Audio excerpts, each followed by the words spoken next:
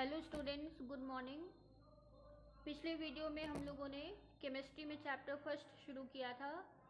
इसमें हम लोगों ने पढ़ा था मैटर्स के बारे में।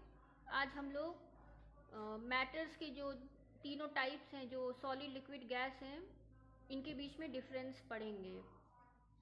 तो देखिए, मैंने यहाँ पे एक कॉलम बनाया हुआ है, प्रॉपर्टीज़, फिर सॉलिड, लिक्विड और गैस के लिए। तो तीनों में हम लोग डिफरेंस जानेंगे। तो पहली प्रॉपर्टी है रिजिडिटी। रिजिडिटी को हिंदी में बोलते हैं कठोरता। अब देखिए, सॉलिड कैसे होंगे। सॉलिड जो होंगे रिजिड होंगे कि नहीं, आप जानते हैं कि सॉलिड कठोर होते हैं। तो solids are very rigid. Solids बहुत ही ज़्यादा रिजिड होते हैं, कठोर होते हैं। लिक्विड्स आप जानते हैं कठोर नहीं होते हैं। तो मैंने यहाँ पे लिखा हुआ है liquids are not rigid. Gases में देखेंगे, gases are also not rigid. दूसरी प्रॉपर्टी है शेप एंड वॉल्यूम। अब देखिए, अब आप जानते हैं कि सॉलिड का जो होता है फिक्स शेप होता है। तो यहाँ पे लिख लेंगे solids have fix shape and volume. आप जानते हैं कि सॉलिड्स के फिक्स शेप एंड वॉल्यूम है। जैसे कि ये मार्कर है कि तो आप इसका देख रहे हैं एक फिक्स शेप है और इसका एक फिक्स वॉल्यूम भी होगा। दूसरा, लिक्विड्स में देखेंगे, अब जानते हैं लिक्विड्स के जो वॉल्यूम होंगे वो तो फिक्स होंगे, लेकिन लिक्विड्स का जो शेप होगा वो फिक्स नहीं होगा। जैसे कि आप पानी, एक गिलास पानी लेते हैं, ग्लास में अगर आप पानी को रखेंगे तो वो वाटर क्या करेगा, ग्लास का शेप ले लेगा। उसी पानी को आप उठा करके अगर जग में डाल देते हैं तो वो पानी क्या करेगा, जग का शेप ले लेगा। तो यानी कि लिक्विड्स का जो शेप होता है वो फिक्स नहीं होता है, लेकिन वॉल्यूम जो होता है वो फिक्स होता है। तो यहाँ पे आप लिख सकते हैं liquids have fix volume but not fix shape. यानी कि लिक्विड जो होते हैं उनका फिक्स शेप नहीं होता है। लिक्विड्स को आप जिस भी कंटेनर में रखेंगे वो उसका शेप ले लेगा। इसी तरह गैसेस में है। अब देखिए, गैस में क्या होता है, गैस का ना कोई फिक्स शेप ही होता है और ना ही उसका कोई फिक्स वॉल्यूम होता है। तो गैसेस में लिख सकते हैं gases have neither fix volume nor fix shape. यानी कि कोई भी इसका ना फिक्स शेप होता है ना फिक्स वॉल्यूम होता है। तो दो डिफरेंसेस हम लोगों ने देखा। पहली प्रॉपर्टी थी रिजिडिटी और दूसरा था shape and volume. Third properties पे आते हैं हम लोग। थर्ड प्रॉपर्टी है कॉम्प्रेसिबिलिटी।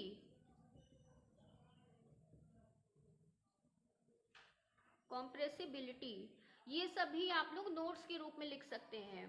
जैसे मैंने यहाँ पे एक टेबल जैसा बनाया है और सॉलिड, लिक्विड, गैस के बीच में डिफरेंस लिखवा रहे हैं, तो वैसे आप लोग ये स्कूल की कॉपी में, नोटबुक में इसको आप लोग नोट्स के रूप में लिख लीजिएगा। तो थर्ड प्रॉपर्टी क्या है, कॉम्प्रेसिबिलिटी। कॉम्प्रेसिबिलिटी मतलब क्या होता है, किसी चीज को हम कितना दबा सकते हैं। अब देखिए, सॉलिड तो वैसे ही रिजिड होते हैं, आप इसको दबाने की कोशिश करेंगे तो क्या होगा, इसका फिक्स जो शेप था वो बिगड़ जाएगा।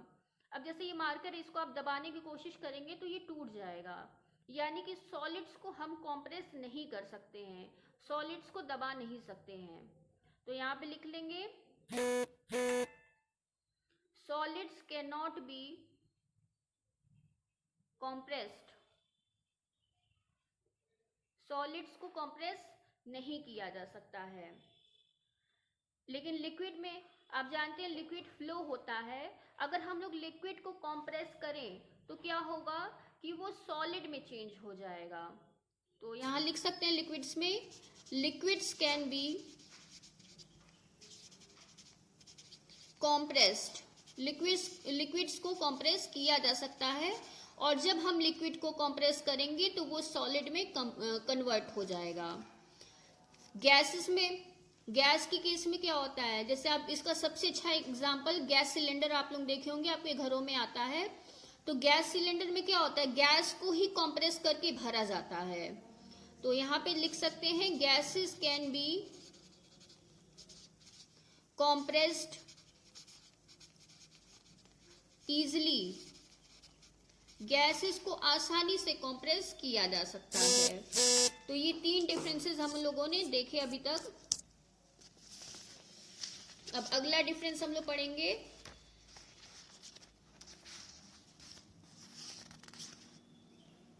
तो हम लोग की चौथी प्रॉपर्टी है फ्लूइडिटी।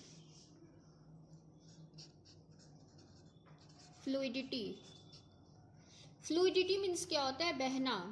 अब जानते हैं आप कि सॉलिड्स जो होते बह नहीं सकते, उनका तो एक फिक्स शेप होता है।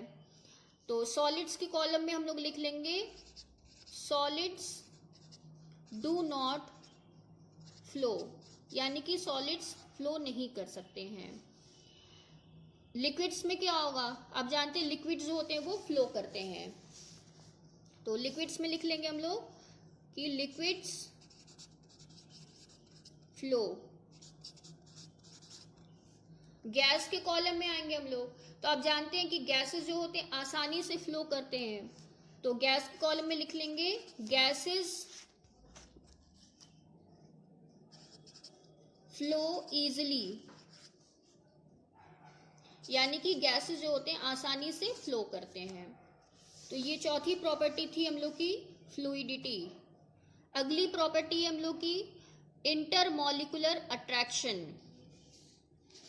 पांचवी प्रॉपर्टी हम लोग की, 5th प्रॉपर्टी है इंटरमॉलिक्यूलर अट्रैक्शन। इंटरमॉलिक्यूलर अट्रैक्शन क्या होता है, यानी कि मॉलिक्यूल्स के बीच में अट्रैक्शन। अब देखिए क्या होता है, सॉलिड्स के जो मॉलिक्यूल्स होते हैं, एटम्स होते हैं, बहुत ही क्लोज होते हैं। कोई भी सॉलिड सपोज ये है, तो सॉलिड्स के जो एटम होते हैं बहुत ही क्लोज होते हैं। इनके बीच में इंटरमॉलिक्यूलर स्पेसेस नहीं पाए जाते हैं। इसमें क्या होता है, इंटरमॉलिक्यूलर स्पेसेस जो होते हैं एब्सेंट होते हैं। इंटरमॉलिक्यूलर स्पेसेस होता क्या है, एटम्स के बीच में जो खाली स्पेस होता है उसे हम इंटरमॉलिक्यूलर स्पेस कहते हैं। लेकिन सॉलिड के केस में क्या होता है कि इंटरमॉलिक्यूलर जो स्पेस जो होता है वो एब्सेंट होता है। यानी कि एटम्स के बीच में क्या होगा, अट्रैक्शन ज्यादा होगा। जब एटम्स के बीच में अट्रैक्शन ज्यादा होगा तो एटम्स क्या होंगे, क्लोज होंगे, नजदीक होंगे। यानी कि हम लोग सॉलिड्स में क्या कह सकते हैं, high intermolecular attraction. Intermolecular attraction solids में क्या होता है, हाई होता है। लिक्विड्स के केस में देखेंगे, लिक्विड्स में क्या होते हैं, एटम्स थोड़े से दूर दूर होते हैं। ठीक है, देखिए लिक्विड्स में क्या है, एटम्स थोड़े से दूर दूर हैं। यानी कि एटम्स के बीच में क्या है, इंटरमॉलिक्यूलर स्पेसेस प्रेजेंट हैं। यहां लिख सकते हैं intermolecular spaces are present. Intermolecular spaces present होते हैं। इंटरमॉलिक्यूलर स्पेसेस क्या होते हैं, एटम्स के बीच में जो खाली जगह होते हैं इसको इंटरमॉलिक्यूलर स्पेस कहते हैं। तो यानी कि लिक्विड के एटम्स के बीच में क्या है, अट्रैक्शन थोड़ा सा कम है। अट्रैक्शन कम है इसलिए क्या है, एटम्स थोड़े से दूर दूर हैं। तो इसमें लिखेंगे लिक्विड्स में क्या ले सकते हैं, लो इंटरमॉलिक्यूलर अट्रैक्शन। एटम्स के बीच में अट्रैक्शन यानी कि थोड़ा सा कम होगा इसमें in comparison to solid. Gases के केस में हम लोग देखते हैं गैस के मॉलिक्यूल्स कैसे होते हैं, बहुत दूर दूर होते हैं। देखिए क्या है इसमें कि गैसेस के जो एटम्स होते हैं बहुत दूर होते हैं और इनके बीच में क्या होता है, वेरी हाई इंटरमॉलिक्यूलर स्पेसेस। यानी कि एटम्स के बीच में बहुत सारे स्पेसेस होते हैं। और बहुत ज्यादा स्पेस कब होगा, जब एटम के बीच में अट्रैक्शन कम हो जाएगा। यानी कि हम लोग कह सकते हैं कि जो गैस में इंटरमॉलिक्यूलर अट्रैक्शन होता है वो लीस्ट होता है। जब अट्रैक्शन कम हो जाएगा तो स्पेसेस ज़्यादा हो जाएंगे यहाँ पे। तो इंटरमॉलिक्यूलर स्पेसेस में हम लोगों ने क्या देखा कि सॉलिड में स्पेसेस बहुत कम होते हैं क्योंकि अट्रैक्शन ज़्यादा होता है, इसलिए यहाँ पे लिखा है मैंने अट्रैक्शन इज हाई। लिक्विड्स में क्या देख रहे थे कि एटम्स थोड़े से दूर दूर थे, यानी कि अट्रैक्शन थोड़ा सा कम होगा। और गैसेस में देखिए एटम्स बहुत ज़्यादा दूर हैं, यानी कि एटम्स के बीच में अट्रैक्शन बहुत कम है, इसलिए यहाँ पे मैंने लीस्ट लिखा है। लीस्ट मतलब कि in comparison to solid and liquid the intermolecular attraction between the atoms is least in gases, यानी कि गैसेस में सबसे कम अट्रैक्शन होता है। तो ये 5th पॉइंट था। अब हम लोग का 6th पॉइंट है स्टोरेज। प्रॉपर्टीज में 6th है स्टोरेज। स्टोरेज यानी कि कैसे हम इनको स्टोर कर सकते हैं। तो सॉलिड को स्टोर करने की जरूरत तो है नहीं, आप जानते हैं it can not be stored, क्योंकि ऑलरेडी ये सॉलिड जो होता है एक जगह फिक्स होता है, तो स्टोर करने की जरूरत तो है नहीं इसको। लिक्विड्स में क्या है, it can be stored in a vessel, इसको किसी भी वेसल या कंटेनर में हम लोग स्टोर कर सकते हैं आसानी से। और गैसेस को किस में स्टोर करेंगे, देखिए लिक्विड में क्या है, ओपन खुले हुए कंटेनर में भी आप स्टोर कर सकते हैं। But in the case of gas के केस में क्या है कि गैसेस को आपको क्लोज्ड कंटेनर में क्लोज करना पड़ेगा। तो लिख सकते हैं गैस में it can be stored in closed container. तो गैसेस को क्लोज्ड कंटेनर में ही हम लोग स्टोर कर सकते हैं। तो ये टोटल 6 प्रॉपर्टीज थे जो हम लोग सॉलिड, लिक्विड और गैसेस के बीच में देख रहे थे। तो इसका आप लोग नोट्स बना लीजिएगा, और नेक्स्ट वीडियो में मैं change of state of matter start करूंगी। Till then take care.